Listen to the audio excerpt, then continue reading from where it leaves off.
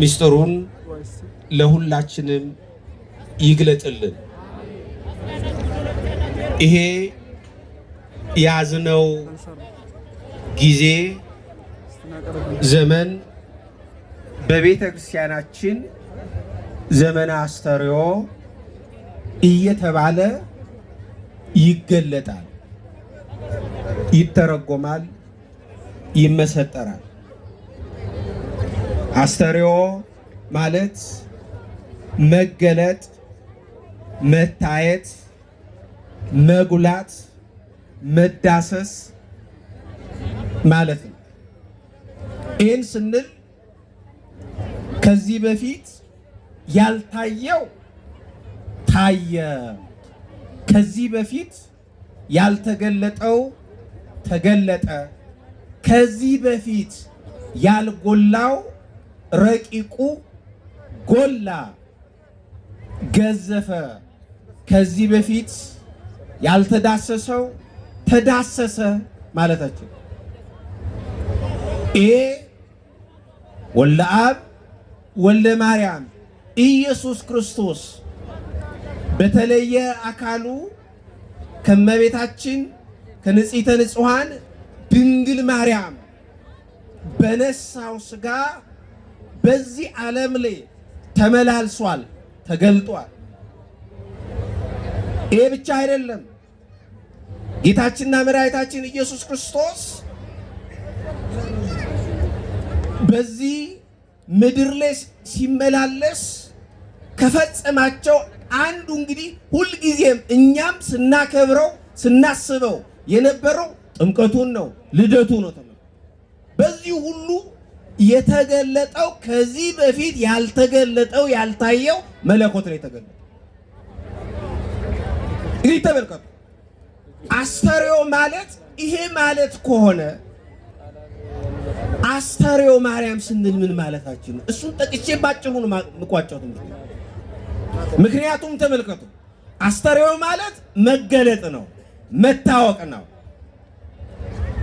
መታየት ነው። የእመቤታችን የንጽሕተ ንጹሐን ድንግል ማርያም ሞቷ ረፍቷ ለምንድን ነው አስተርእዮ የተባለው? ሞት በጠባዩ ሞት በባህሪው መሸሸግ ነው፣ መደበቅ ነው። ተመልከቱ፣ የእመቤታችን ንጽሕተ ንጹሐን ድንግል ማርያምን ሞቷን ረፍቷን አስተርእዮ የሚያሰኘው ወይም አስተርእዮ ማርያም የምንለው በዋናነት ስለ 5 ምክንያት። ስለ ስንት ምክንያት ነው? ንገሩኝ፣ በማርያም ተናገሩ። ስለ ስንት ምክንያት ነው? ስለ 5። እነዚህን 5ቱን ጠቅሼ ለትምህርት የማጠቃል።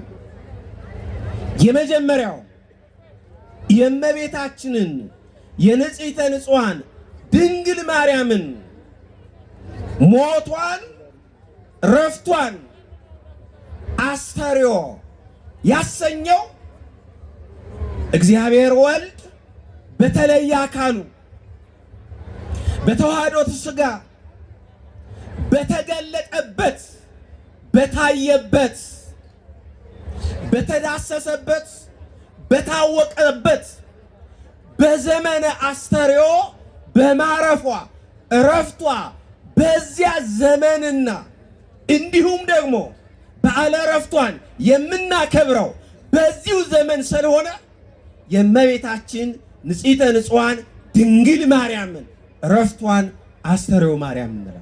ይሄ አንዱ ምክንያት።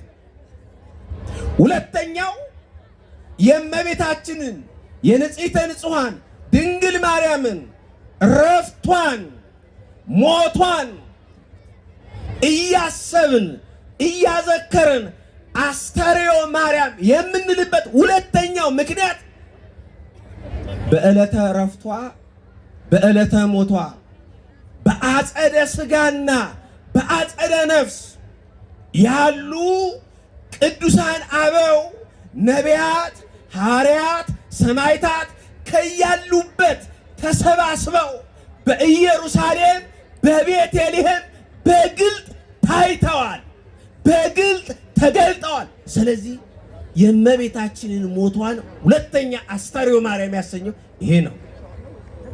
ሶስተኛው የእመቤታችንን ረፍቷን ሞቷን በሶስተኛ ደረጃ አስተርእዮ ማርያም ያሰኘው የሰማይ በሮች ተከፍተው ልክ ተመልከቱ። ወልደ አብ ወልደ ማርያም ኢየሱስ ክርስቶስ በፈለገ ዮርዳኖስ በእደ ዮሐንስ እጅ ሲጠመቅ ሰማይ ተከፈተ ነው ያለው አይደል? ሰማይ ተከፈተ፣ ሰማያት ተከፈቱ። ልክ እንደዛ ሁሉ ጌታችንና መድኃኒታችን ኢየሱስ ክርስቶስ ሲጠመቅ ሰማያት እንደተከፈቱት ሁሉ እመቤታችን ንጽሕተ ንጹሐን ድንግል ማርያም አረፍተ ዘመን ሊገታት ጊዜው ዘመኑ ሲደርስ የሰማይ በሮች ተከፈቱ። የምን በሮች ተከፈቱ? ንገሩኝ። የምን በሮች? የሰማይ በሮች። በሰማይ መከፈት መዘጋት ኖሮ አይደለም።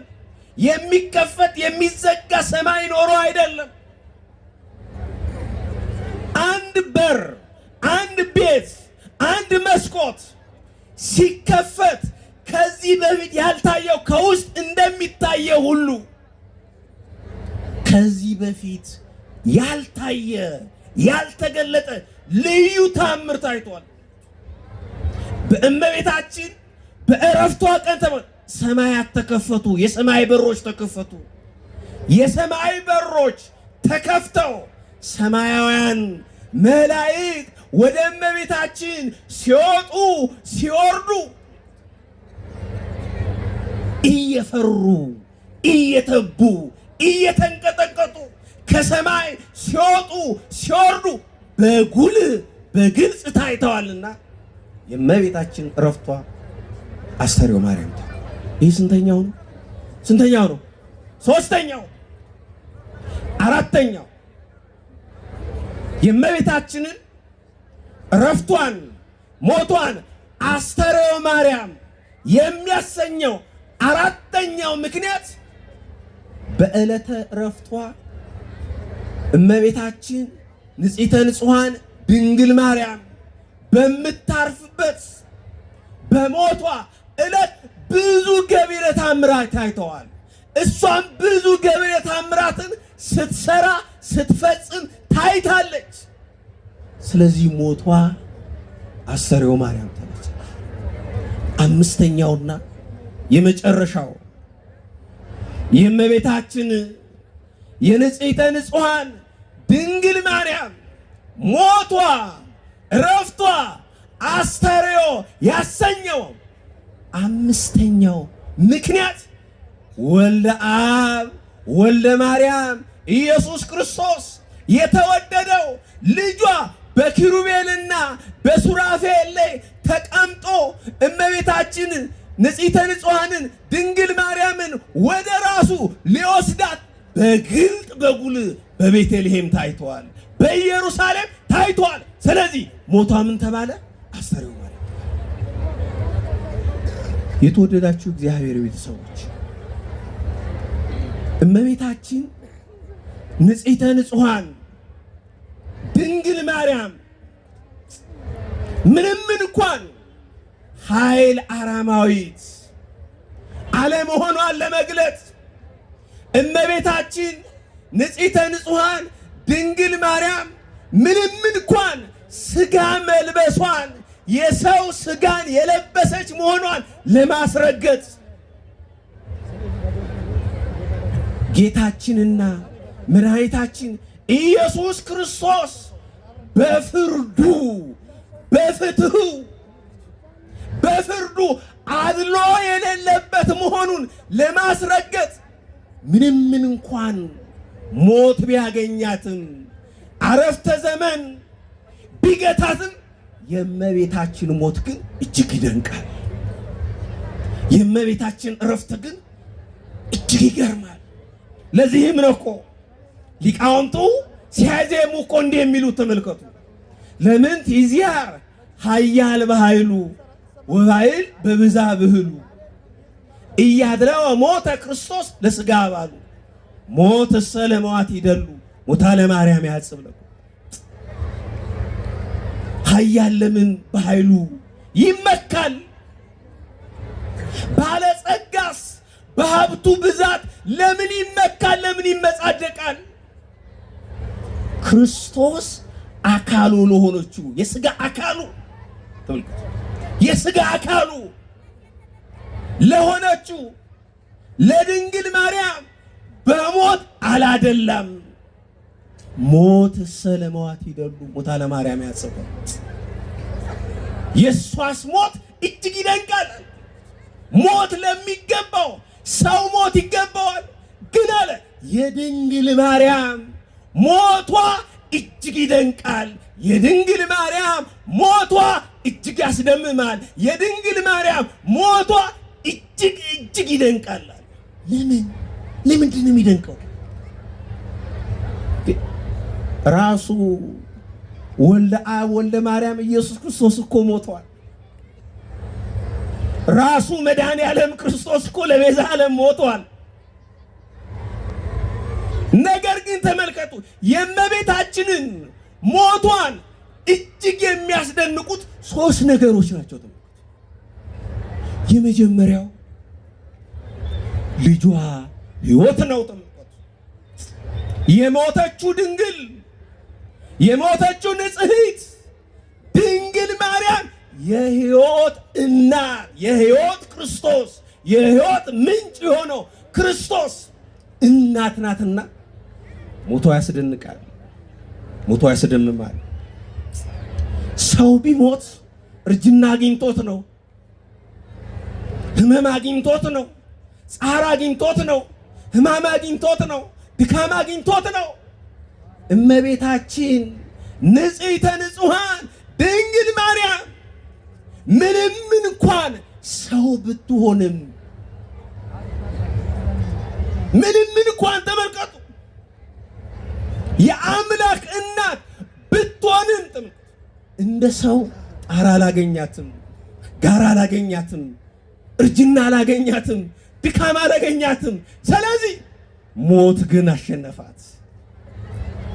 ያ ሞት የፍቅር ሞት ነው። ተመልከቱ ክርስቶስ እኮ እመቤታችንን ተመልከቱ ወደ ራሱ ሲወስዳት እኮ እያባበለ የሷ መሞት የሷ አረፍተ ዘመን በአረፍተ ዘመን መገታት በሲኦል ላሉ ነፍሳት ድህነት እንደሚያሰጥ ቤዛ እንደምትሆን ሲገልጥላት ነው የተሸነፈው። ስለዚህ የድንግል ማርያም ሞት ያስደምማል፣ የሷ አረፍት ያስደንቃል። ወገኖቼ ይሄ በዓል ትልቅ በዓል ነው። ጨፍረን ዘለን የምንሄደው በዓል ብቻ አይደለም። የሷ ሞት የሷ አረፍተ ዘመን በአረፍተ ዘመን መገታት በእኛ የድህነት ጉዞ ውስጥ ድርሻ ነው። ስለዚህ እንደሰታለን፣ እንዘምራለን። የድንግል ማርያም ሞቷ ግን ያሳዝናል፣ በዛም እናዝናለን። ስለዚህ ሁለቱን አስማምተን ነው የምንሄድ። ስለዚህ የተወደዳችሁ እግዚአብሔር ቤተሰቦች ይህን በዓል ስታከብሩ ከእመቤታችን ከንጽሕተ ንጹሐን ድንግል ማርያም ከበዓሏ ከረፍቷ በረከት ረድኤት ለማግኘት ከፈቀድን የበዓሉን ትርጉም ገብቶን ተረድተን ልናከብረው ይገባናል። እግዚአብሔር አምላክ ከበዓሉ በረከት ረድኤት ያሳትፈን። ተስፋ የምናደርጋትን መንግሥተ ሰማያት ለመውረስ ያብቃን። ሁላችንን በሃይማኖት በምግባር የጸናን ያድርገን። እግዚአብሔር ቸርነት የእናታችን ቅድስት ድንግል ማርያም አማላጅነት ከሁላችን ጋር